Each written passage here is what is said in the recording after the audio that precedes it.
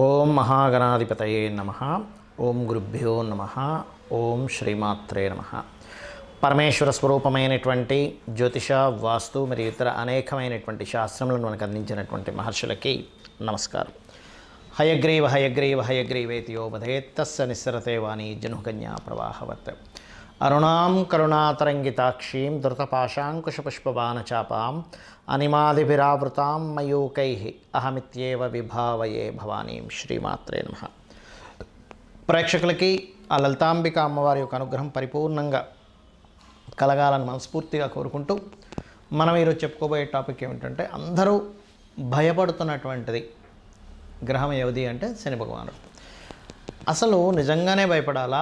అసలు శని ఎక్కడ ఉంటే మీ లగ్నరీత్యా అంటే మేషలగ్నం నుంచి మీనలగ్నం వరకు, లేదా మేషరాశి నుంచి మీనరాశి వారి వరకు ఎక్కడ ఉంటే మీకు బాగా కలిసి వస్తుంది శని ద్వారా, ఏ స్థానాల్లో ఉంటే కాస్త ఏ విషయాల పట్ల జాగ్రత్తగా ఉండాలనేటువంటి విషయాలు మనం తెలుసుకుందాం. దాంతోపాటు ఎఫెక్ట్ ఏదైతే ఉంటుందో శని భగవానుడికి ఎఫెక్ట్ కంప్లీట్గా మీకు పాజిటివ్గా జీవితాంతం మీ లైఫ్ లాంగ్ మొత్తం కూడా పాజిటివ్గా రావాలంటే కూడా ఏం చేయాలి అనే విషయాలు కూడా మనం ఇప్పుడు తెలుసుకుందాం. అయితే ఈ విషయాలు చెప్తుంది నేనైనప్పటికీ కూడా చెప్పిస్తుంది సాక్షాత్ లలిత అమ్మవారిగా భావిస్తూ ఒక్కొక్క లగ్నం తెలియని వారు ఒక్కొక్క రాశి నుంచి మనం తెలుసుకుందాం. కన్యా లగ్నము, కన్యా రాశి వారిగా చూసుకున్నట్లయితే లగ్న శని క్రియేటివ్ యోగాల్ని, ధనస్థానంలో ఉండేటువంటి శని ఫైనాన్షియల్ గ్రోత్ని ఇస్తాడు. ఇక్కడ ఉచ్చస్థానంలో ఈ లగ్నానికి శుభుడు కాబట్టి. 3లో ఉన్నప్పుడు మాత్రం కాస్త అన్నదమ్ములతో శత్రుత్వాలను ఇవ్వడము, 4లో ఉన్నప్పుడు మాత్రం కాస్త ఏదైనా ఒక ప్రాపర్టీ తీసుకునేటప్పుడు కాస్త చూసుకొని తీసుకోవాలి. బట్ యోగం ఉంటుంది. కాకపోతే ఏదైనా కొంతవరకు డిస్ప్యూట్స్ లేనట్లయితే లోన్స్లో తీసుకున్నప్పుడు ఇబ్బంది ఉండదు. పంచమాధిపతి పంచమ స్థానంలోనే శని ఉన్నట్లయితే సంతానం కలిగినప్పటి నుంచి అద్భుతంగా రాణిస్తుంది. 6లో కనుక మీకు శని ఉన్నాడు అంటే కనుక అక్కడ శత్రువుపై జయాన్ని, కొంతవరకు తెలివిగా శత్రువుని మీరు అడ్డుకోవడం అనేటువంటి యోగాన్ని ఇస్తాడు. సప్తమ శని మాత్రం కాస్త ఇష్టపడిన వారిని వివాహం చేసుకునే క్రమంలో కొంత డిస్ప్యూట్స్ని ఎదుర్కొంటారు. బట్ వివాహం ఇష్టపడిన వారితో వివాహం అయ్యే యోగాన్ని అక్కడ ఇస్తాడు. అష్టమ శని మాత్రం యాక్సిడెంటల్ ప్రోన్ ఇస్తాడు. ఇక్కడ కొంచెం జాగ్రత్తగా ఉండాలి. ఆయుష్ విషయంలో కొన్నిసార్లు కుజదశ కానీ శని దశ కానీ వచ్చినప్పుడు కొన్ని గండాలు గడుస్తాయి. భాగ్యంలో శని ఉన్నప్పుడు మాత్రం కొద్దిగా మీకు హైయర్ ఎడ్యుకేషన్ రిలేటెడ్ సంబంధించిన విషయంలో కొంత టఫ్ కాంపిటీషన్ ఎదుర్కొంటూ హైయర్ ఎడ్యుకేషన్లో రాణించడం ఉంటుంది. అందులో ఎటువంటి సందేహం లేదు.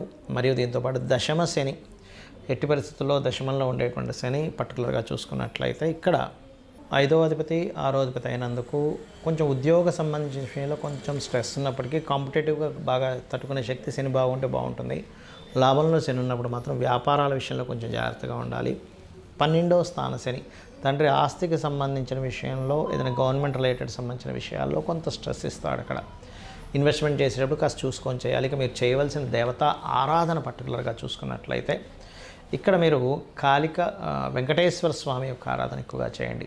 మరియు దీంతోపాటు ఎప్పుడైనా గుర్తుపెట్టుకోండి, ఈ లగ్నానికి శుభుడే. ఏ స్థానంలో ఉన్నా ఆ భావాన్ని శుభపరుస్తాడు. కానీ అక్కడ శుభగ్రహాలతో కలిసి ఉన్నాడా, పాపగ్రహాలతో కలిసి ఉన్నాడా అనేది చాలా ముఖ్యమైన విషయం. దీన్ని దృష్టిలో పెట్టుకుని ఆ భావం ఎంతవరకు బాగు చేస్తాడనే దాని మీద ఆధారపడి ఉంటుంది.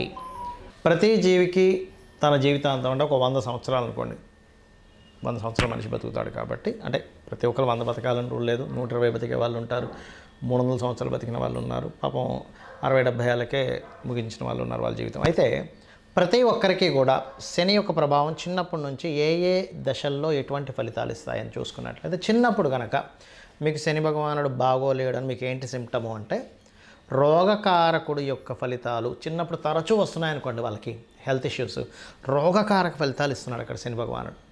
అంటే ఆయన ఇవ్వడం కాదు, ఇక్కడ బాగా అర్థం చేసుకోండి. ఆయన మీరు పూర్వజన్మలో చేసుకున్న కర్మలను అందిస్తున్నాడు. ఆయన ఎవరికి శత్రువు కాదు. ఇది ఫస్ట్ గుర్తుపెట్టుకోవాల్సిన విషయం. అప్పుడు ఏం చేయాలి? చిన్నప్పుడు పిల్లలకి ఆంజనేయ స్వామి బిళ్ళ కానీ, నరసింహస్వామిది కానీ, సుబ్రహ్మణ్య స్వామి బిళ్ళ కానీ మెడలో వేయండి. ఇక చిన్నప్పుడు పుట్టినప్పుడు కాకుండా విద్యా విషయంలో ఇబ్బందిస్తున్నాడంటే విద్యాస్థానాల్లో ఎక్కడో 4th లార్డ్తో కనెక్ట్ అయి ఉన్నాడు. అలాంటప్పుడు మీ పిల్లలకి హయగ్రీవ స్తోత్రం నేర్పిస్తూ శని భగవానుడి దగ్గర దీపం పెట్టడం నేర్పించండి. లేదా వెంకటేశ్వర స్వామి ఆలయానికి కానీ, ఆంజనేయ స్వామి ఆలయానికి కానీ రెగ్యులర్గా తీసుకెళ్తుండండి. అప్పుడు మందబుద్ధి అనేటువంటిది ఉండదు. ఎందుకంటే మందుడు అంటారు. పిల్లలకి ఎంత చెప్పినా వాళ్ళకి ఎక్కట్లేదు అంటే శని ప్రభావం ఎక్కడో 4th లార్డ్కి సంబంధం కలిగి ఉంటుంది. మళ్ళీ చాలామంది అంటుంటారు, ఏమండి మా అబ్బాయి చదవడు కానీ తెలివితేటలు అద్భుతంగా ఉంటాయండి, పంచమ భావం బాగుంది వాళ్ళకి. పంచమం బాగుంది, అద్భుతమైన తెలివితేటలు ఉంటాయి, ఇంకా వాళ్ళని తిరిగి కొట్టే వాళ్ళు ఉండరు అసలు. కానీ చతుర్థానికి శని సంబంధం వచ్చింది, కొంచెం ఎక్కువగా మనం వాళ్ళని పట్టించుకోవాలి. అంటే ఎక్కువ దెబ్బలు పడతాయి వాళ్ళకి, స్కూల్లో కావచ్చు, ఇంట్లో కావచ్చు, చదువు విషయంలో. అప్పుడు ఏం చేయాలి వాళ్ళకి? పర్టికులర్గా శనివారాలు గుర్తుపెట్టుకోండి. శనివారాలు వాళ్ళకి మొత్తం తైలంతో చక్కగా మర్దన చేయించి, స్నానం చేయించి, వెంకటేశ్వర స్వామి ఆలయం కానీ ఆంజనేయ స్వామి ఆలయం కానీ పంపించడం నేర్పించండి. వాళ్ళకి అది అలవాటు చేయండి. విద్యాకాలంలో అది ఇబ్బంది ఉండదు.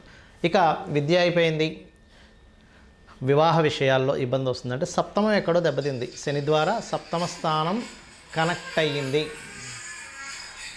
శాటర్న్ ద్వారా సప్తమం కనెక్ట్ అయింది అంటే వివాహ సంబంధించిన విషయంలో లేట్ అవుతుంది. అలాంటప్పుడు ముఖ్యంగా శుక్రవారాలు వెంకటేశ్వర స్వామి ఆరాధన చేసుకోమని చెప్పాలి. లేదండి జాబ్ సంబంధించినటువంటి విషయంలో నాకు ఇబ్బంది అవుతుంది, దశమ స్థానంతో ఎక్కడో కనెక్ట్ అయింది శని భగవానుడు. లేదంటే వ్యాపార సంబంధంగా నాకు చాలా ఇబ్బందులు వస్తున్నాయి, లాభస్థానంతో ఏదో మీ లైఫ్లో మీ 100 years ఆఫ్ లైఫ్లో మీకు లాభస్థానంతో ఎక్కడో కనెక్టివిటీ అయ్యి పాపే అవుతాడు. శుభుడై కాదు, శుభుడై కనుక లాభస్థానంతో కనెక్టివిటీ అయితే బొగ్గు గనులు కావచ్చు, మైన్స్ కావచ్చు, బావులు అంటారు చూసారా, పెట్రోల్ బావులు, పెట్రోల్ బంకులు అంటుంటారు, అటువంటివి లేనట్లయితే మనకి ఈ యొక్క వైన్ షాప్స్ వీటన్నిటికీ శనికారకుడు విపరీతంగా ఇస్తాడనమాట. బాగుంటాయి, పాడైతే వీటి మూలంగానే ఎక్కువ పెట్టి కొనుక్కోవడం, అవి రాక లాస్ అవడం, ఇట్లాంటివి ఇస్తుంటారు. అలాంటప్పుడు మీరు లలితా సహస్రనామాల్లో ఒక నామం ఉంటుంది, వ్యాపారాల్లో బాగా రాణించాలంటే ఓం ఇంద్రగోప పరిక్షిప్త స్మరతూనాభజంగికాయ నమః. ఇక శని మంత్రం ఏం చేసుకోవాలి?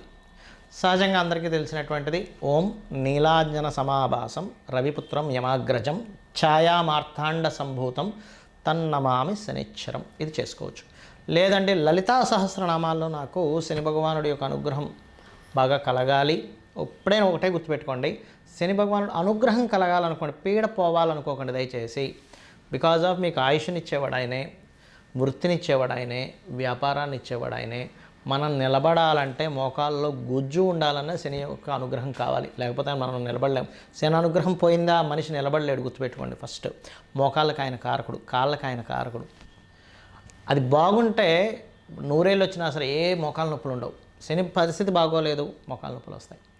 ఇక్కడ ఏంటంటే ఒకటే, స్వామిని యొక్క అనుగ్రహం నా మీద చల్లగా ఉండాలి, నేను పూర్వజంలో చేసిన కర్మ పాపం ఏదో ఉంటుంది, నేను దానికి చింతిస్తున్నాను, నేను ఇంకోసారి అలాంటి పాపాలు చేయకూడదు అనుకుంటున్నానని చెప్పి మనస్ఫూర్తిగా అనుకొని మీరు శని భగవాన్ని ప్రార్థించండి. అప్పుడు ఖచ్చితంగా ఆయన యొక్క అనుగ్రహం ఉంటుంది.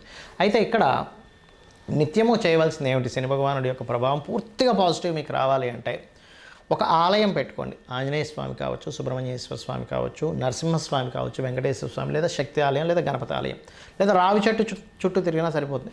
మీకు 100% శని భగవానుడి అనుగ్రహం పాజిటివ్గా వస్తుంది, 100 ఏళ్ళు కూడా. ఇక రెండవది, మీకు దగ్గరలో గోవులు ఏదైనా ఉన్నట్లయితే గోవుకి వెళ్ళి బెల్లం తినిపించండి.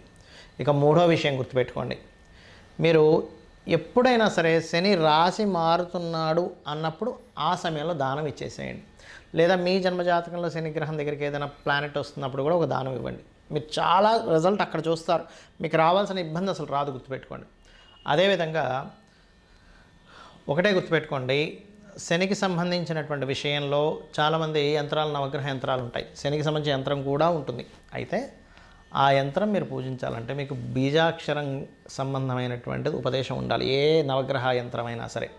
లేదంటే నాకు అలా కాకుండా ఇంకేం చేయొచ్చు అని అంటే కనుక ఒకటే గుర్తుపెట్టుకోండి, ఏదైనా సరే ఆంజనేయ స్వామిది కానీ నరసింహస్వామిది కానీ ఇంట్లో ఏదైనా ఒక విగ్రహం కానీ పటం కానీ పెట్టుకొని రోజు కుంకుమతో అర్చన చేసినా కూడా శని భగవానుడి యొక్క అనుగ్రహం కలుగుతుంది. అదేవిధంగా మీ కిందన పనిచేసేటువంటి వారికి, ఎందుకంటే శని కార్మికులకి, కర్షకులకి, కష్టపడి పనిచేసే వాళ్ళకి కారకుడు అండి. వాళ్ళని గౌరవిస్తూ, వాళ్ళకి ఏదైనా ప్రాబ్లం ఉంటే మీరు తీరుస్తూ, మీరు కూడా మధ్యాహ్నం పూట నిద్రపోకుండా ఉన్నట్లయితే, ఇది ఓన్లీ యువకులకు మాత్రమే, చిన్నపిల్లలకో, స్త్రీలకో, ముసలి వాళ్ళకో కాదు. ఇది వాళ్ళు నిద్రపోవచ్చు, ఎందుకంటే వాళ్ళకి శక్తి సరిపోదు కాబట్టి. యువకులు పొరపాటును కూడా మధ్యాహ్నం నిద్రపోకండి, శని ప్రభావం నెగటివ్గా ఎక్కువ పడుతుంది. చక్కగా మీరు ఎంత శ్రమిస్తే, ఎక్కువ ప్రాబ్లం ఎక్కువగా ఉందండి శని నా లైఫ్లో అని అనుకుంటే కనుక మీరు ఒకటే గుర్తుపెట్టుకోండి, దీక్ష తీసుకోండి. అయ్యప్ప స్వామి దీక్ష కానీ, ఆంజనేయ స్వామి దీక్ష కానీ, అమ్మవారి దీక్ష కానీ తీసుకున్నారా మీరే చూస్తారు, 100% మీకు ప్రభావం పాజిటివ్ మీకు కనబడి తీరుతుంది. అమ్మవారి అనుగ్రహం వల్ల కావచ్చు, అయ్యప్ప స్వామి అనుగ్రహం వల్ల కావచ్చు. శ్రీమాత్రే నమః.